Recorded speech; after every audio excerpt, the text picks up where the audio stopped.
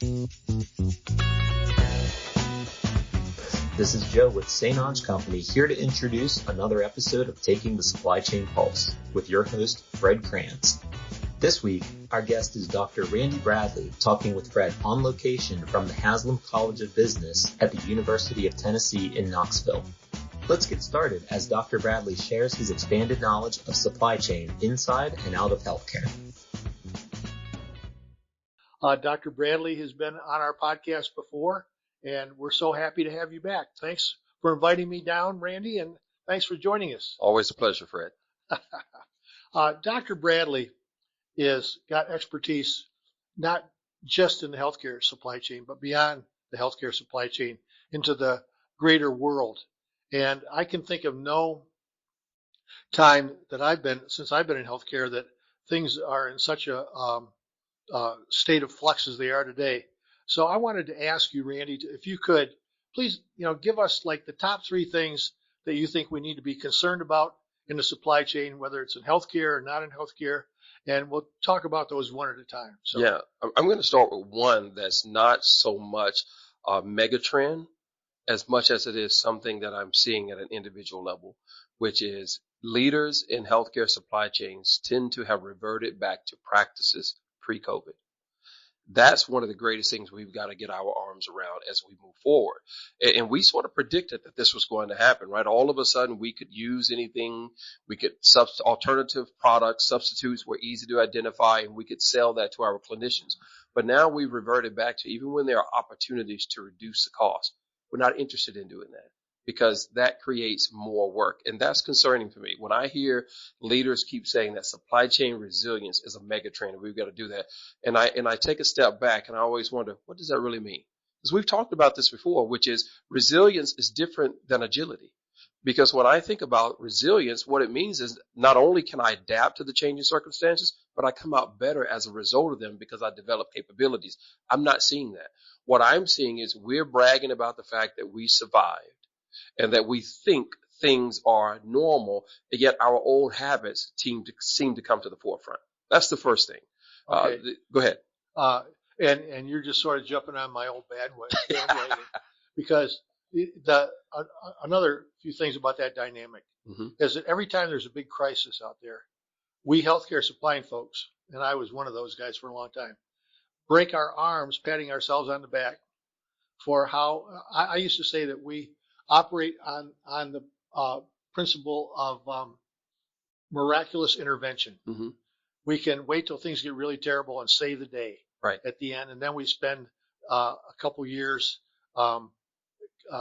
congratulating ourselves. Helen Reddy once said, there could be no such thing as a financially successful male prostitute, because he would spend all of his profits calling up his buddies to tell him how great he was. Right. And that's what we've done in healthcare. The other side of that is that the healthcare leadership, once again, always very thin margins in healthcare to begin with. Right. And as soon as a crisis is passed, they drive you back to the old ways. Right. They drive you back to getting stuff for the lowest price instead of figuring demand and cost and all that stuff. Mm-hmm. So you're right. Anything more about that particular thing? Yeah, it is. And it's concerning because we're in this time now when we start looking at the potential implication of tariffs and what that's going to mean. We look at the congestions that we're seeing in terms of maritime freight. Yeah, we believe there's capacity now. We believe there will continue to be capacity. But what we don't realize is with the dynamics in terms of the geopolitical issues, what that capacity is going to mean is this. What good is it to have space on the ships if I don't have containers to put on a ship? So we're heading back towards that situation where containers are going to be in shortage because of the routes that the steamship liners are having to take, which means it takes longer to get a product from point A to point B, which means when you're ready to ship now from point B to point C, you don't have anything to put it on. So it doesn't matter if I got space on my ship if you don't have a container to put on a ship. That's another thing that I don't think we're talking enough about in terms of healthcare supply chain, because when you think about most of our suppliers, they're multinational. They're not just servicing the U.S. market. They're servicing the world. And so even though we say, well, we don't have the geopolitical tensions here, but it's the geopolitical tensions around the world that are going to affect what we're trying to do, which is going to affect the delivery of care because it's going to affect the availability of products that we need to perform those services. Yeah, and you're talking about a group of people that when I ask where you ask them, where does your stuff come from? They say, oh, it comes in on the Cardinal truck. I mean, that's the extent of their knowledge Right. of where the product comes from. Right.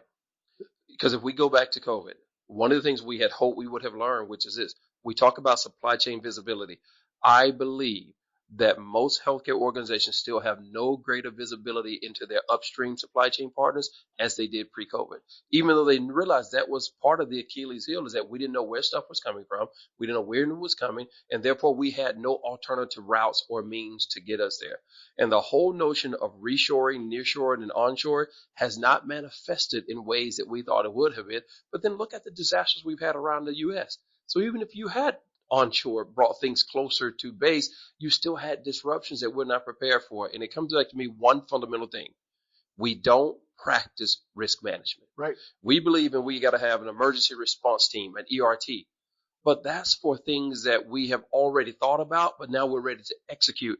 And then when I talk about companies who say, yeah, we've got a disaster recovery plan, but we hadn't updated it in 10 years, then how viable is that particular plan? So again, to me, it's basic business concepts that we seem to have not mastered that are now filtering over into how we execute and organize our supply chain operations. Yeah, and I was talking to somebody last week who I had to actually, I can't tell you who it was, but I had to edit the podcast because this person went off on someone. Oh, wow. And I'm going to try to genericize this as much as I can. But he said, we didn't have a problem during this most recent crisis because after we figured that we were working with a company who decided to build its manufacturing facilities on the top of a hill on an island that is constantly hit by hurricanes, we decided to go to an alternative vendor. And when you think about that, that same company decided, well, geez, nobody in North Carolina ever gets hit by dramatic storms, does it? So you're right. Even the manufacturers. Right. There's a term in industry, and I think you're probably very familiar with this. It's called a plan for every part. Right. And in healthcare, we have too many parts. We have 60,000 SKUs compared to much less in a manufacturing thing. Right. But they know their parts are important, so they create alternative plans. They know the sourcing. They know everything about it. We know virtually nothing about our stuff, where it comes from. Right. We do know how much we pay for it because that's where we think we are, great. But it goes back to a conversation you and I've had before, which is because we outsource so many of the core aspects of a supply chain, then we just forget about it. It's like the George Foreman commercial. We set it and we forget it until it doesn't work. And so when you talk about this whole thing about alternative sources of supply, alternative avenues to get distribution channels to get things to us, we tend not to think about that in healthcare, or if we think about it, we don't act on it. Right. And I sit around and I say, well, why could that be? Is it that either we don't know or we don't know how to do it? And I think it may be more of the latter. I think we know it's important, but I don't think we know how to do it, and we're not willing to go get the help where we can. So what we'd rather do is we toss it over the wall to someone else. And one thing I've learned with very successful companies is this: you never outsource your core competency. Right. But yet in healthcare, we have done that because we thought that our core competency is in the delivery of healthcare. But what healthcare is there to deliver if you don't have products, if you don't have materials? Right. So your core competency actually is not in the skilled hands of those who provide the care. It's in the skilled hands of those who get the tools you need to provide the care. Yep. And we've lost sight of that. Yep. Absolutely. You hit the nail on the head. So what you're also saying is, I don't know if this is one of your top three things, but we have a shortage of people with key skills. Yes. Yes, that's exactly it. We talked about this earlier. Strategic sourcing is something that is fundamental to what we do in a healthcare organization. But yet what we do is we hire buyers. Buyers are only executing contracts that have been put in place. They're not part of the negotiation. They're not part of the vendor selection. And then as a result, we tend not to have great assurances of supply terms in those contracts. So what do I care as a supplier if I don't meet your quota, if I don't meet what I promised I would give you? What's the recourse? What's your recourse? You have nowhere else to go. And because if you think about it, we got this tightly wound ball of yarn. And the reality is no matter which string you pull, is ultimately going to lead back to the same place. You're going to keep coming back to me. If not for that, you're going to come back to me for something else. And I'm going to nickel and dime you. I had one leader in the organization. He told me this. He said, we have contracts with health systems that have terms in it that are not favorable to the health system. He said, and the sad part is They don't know it, but yet they put the terms in. He said, I didn't even put those terms in. Yeah. They did, but I look at them and I'm saying, that's not favorable to them. But it's not in my best interest to tell the health system that your CFO is messing this up or that your buyer is messing this up. He said, if you're not smart enough to know it, we're wise enough to take your money. Yeah. And that's where we find ourselves. And yet we want to complain about the cost of healthcare. And yet we are really a contributing factor to that. Sure. Absolutely. So would that be one of your top 3 things, the shortage of people with key skill sets? That's definitely one, but it's broader than that, because really what we're still continuing to see is this shortage of labor. I don't know if you noticed, but about 2.5 weeks ago, there was an article that came out in Fortune, and what it said is why employers are firing Gen Z. And part of the reason you're looking at it, and at first I'm always hesitant when I see this, because I think sometimes we make a generation of homogenous entity, which I don't believe that they are. But what they did is they said, here are things that we see that are problematic concerning. One, there's a tendency that they don't have initiative. The other thing is they want to be told everything to do. And the third thing is they're not hard workers. Now, I don't know how you define hard work in that capacity, but when I see this is not about hard skills. These are soft things. To me, I interpret that as saying they don't know how to be a professional. They're lacking when it comes to emotional intelligence. And when it comes to critical thinking and problem solving, they're subpar.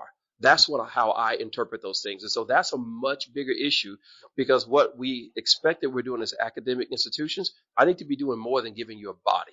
I need to be giving you an asset. I need to give you a capability, which means I've got to understand where your pain points and friction points are, where your knowledge gaps are, and then provide you a base of supply of talent that helps to shore up those knowledge gaps. And so I think we in academia, we've got to take a step back and say we focus so much on the hard skills, the nuts and bolts of supply chain, and maybe we got to focus on what does it mean to be a professional? Because if I can't be a professional, you don't care about what I'm capable of doing. And if I'm you that you're giving the asset to, I have a responsibility too, because there are, like, at any given point, there are 5 generations present in the workplace. Mm-hmm. And every one of those 5 generations has different values, different ethos, different whatever. Right. And my responsibility as the employer is to know the general makeup of the folks that I'm hiring, mm-hmm. and try to channel their behavior and their understanding to a point that serves our organization best, right. Which means that I have to adapt to them, right. Not just them adapting to me. Is that fair? That's fair, Fred, because I love the fact that if organizations who focus on development of their talent, because if I'm developing you, I'm not teaching you to do your job better for me. I'm trying to figure out what you want to achieve and help putting you in line to do that. And you thereby will do better work for me. But what I oftentimes see is I want to help you do your job better because that's what I need from you. And I could care less about what you want to achieve as a professional. That's a wrong way to do it, because what you're doing is you're training your competitors' talent. Yeah. Because they are going to leave you and go to a place that will invest in them. And so we got to overcome that. The third thing that I would say is we're starting to see more and more is this emphasis on cyber issues and incidents.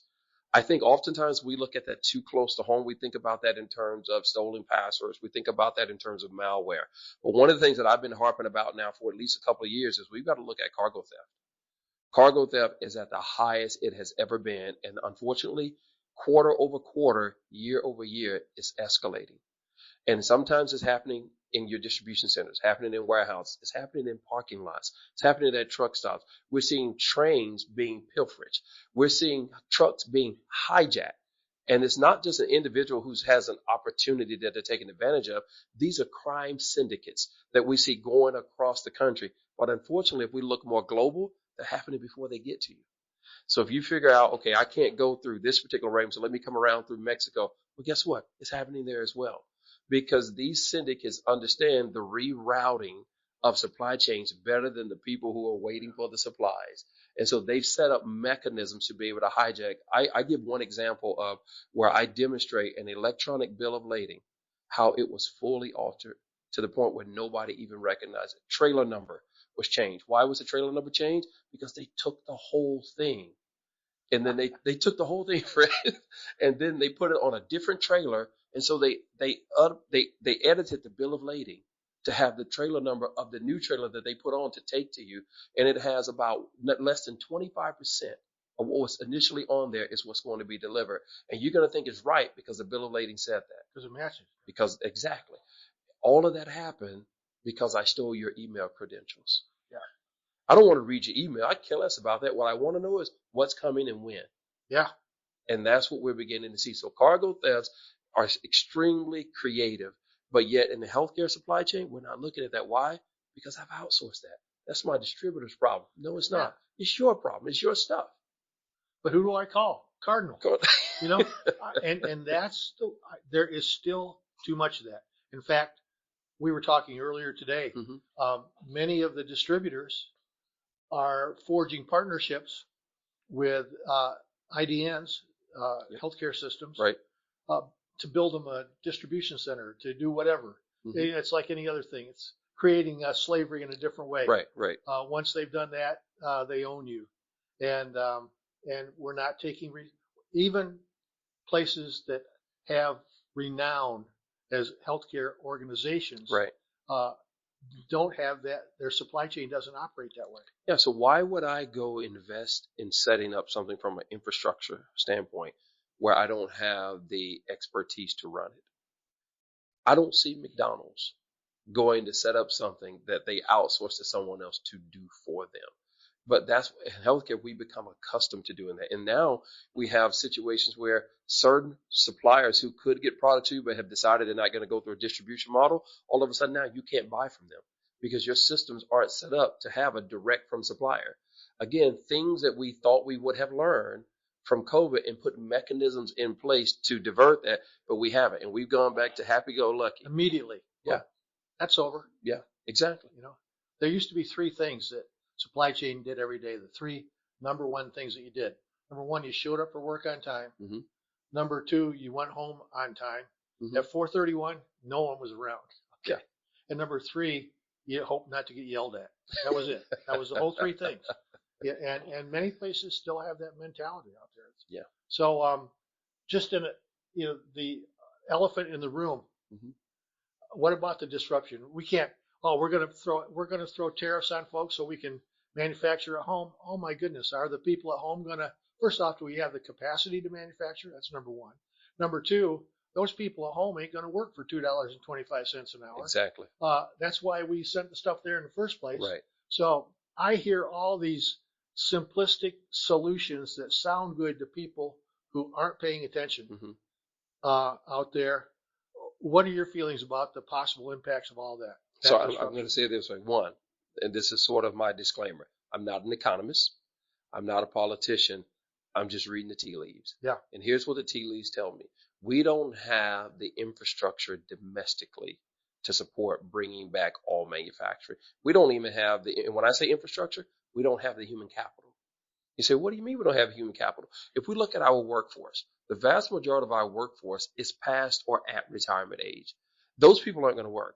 When you look in the middle, they're not necessarily interested in doing the things that you want them to do. And then when you look at the lower end, we've got a smaller pool coming in, but we don't have enough bodies. We talk about China, we talk about Japan and their labor challenges because of policies they had in place. We didn't even have those policies that constrain the amount of children you can have. But what we do have is we have a population that is unwilling to work. And that's the biggest challenge. When we talk about labor shortages, we can't produce what we don't have. And I say that from a university standpoint. I always tell people, if you want better cookies, give me better chocolates. But I can't make any chocolate chip cookies if I have no chocolate chips. And that's the problem that we've got to address, not just in healthcare, it's across the board. If you look at our trends, if you look at the death rate compared to the birth rate, at best we are flat, which means we're not growing. So when you create more capacity that has to be fulfilled with human talent, we don't have it. And so while organizations push back on automation, they push back on digitalization, saying that it's going to take jobs from people, let me help you. We don't have people doing the jobs. So organizations have no choice but to automate. I'm not taking somebody's job. I'm trying to backfill a job that was never filled because no one wants it. Or I should say very few people want it. Wow, this has been an uplifting conversation. Well, you said challenges. You didn't ask me for solutions. We're almost at the end of our time frame. Dr. Bradley, could you offer us at least some hopeful advice for the future before we call it a day here? Absolutely. Here's my thing. Imagine the constraints you have didn't exist. what would your supply chain look like? What would your organization look like? What would your delivery model, both product and service delivery, what would that look like? If you can dream that and start building towards that, we won't be in the same place in 5 years. But yet we go back to COVID, right? That was almost 5 years ago now. And yet I wouldn't say we're not even in the same place. We're in worse shape. Oh, yeah. And so but the thing is, we talked about reimagining the supply chain, and we didn't. We just reimagined how we want it to work. We haven't reimagined our supply chains, because when we do, we tend to say, well, we can't do that because of this. I'll challenge every leader to do this. We can do it if. We can do that if we do this. Let's start looking for solutions rather than looking for reasons why it can't work and why it won't work. And I believe we have the capacity to do that. But you know what, Fred? It's not going to be one organization. It's going to be a partnership. It's going to be an ecosystem relying on our vendors and suppliers to brainstorm and think with us. No one entity is going to solve this. It's going to be a community collectively that advances us. Yeah, it's there. I heard the phrase last week, and we'll end with this: distributive negotiations versus integrative or integrated negotiations. And distributive negotiations is a win-lose situation, right? Which healthcare has always been. I'd love to partner with you as long as I get a better deal than you do. Right. Yeah. And integrated or integrative negotiation is something that working together to benefit everyone. It's a what's in it for we versus a what's in it for me. That's the whole thing. We call that the vested sourcing. One of my good friends, Kate Vitasic, is an expert globally in that particular space. They should check out her stuff. I will. And ultimately, Dr. Bradley, it all gets down to, on this earth, we need to learn the difference between me and we. That's right. If we can get to that point, we'll be okay. I agree. Dr. Bradley, thank you so much for taking time out to, first off, have me down here to Knoxville. This is great. I would love being down here. And number two, sharing your wisdom with us again. And we'll see you folks next time on Taking the Supply Chain Pulse. And that's it for this week's episode. Thanks for joining, and don't forget to subscribe to the show. If you have a topic you'd like to discuss or want to be a guest, you can reach out to Fred directly at fcrans, that's FCRANS, at StonGE.com. See you next time.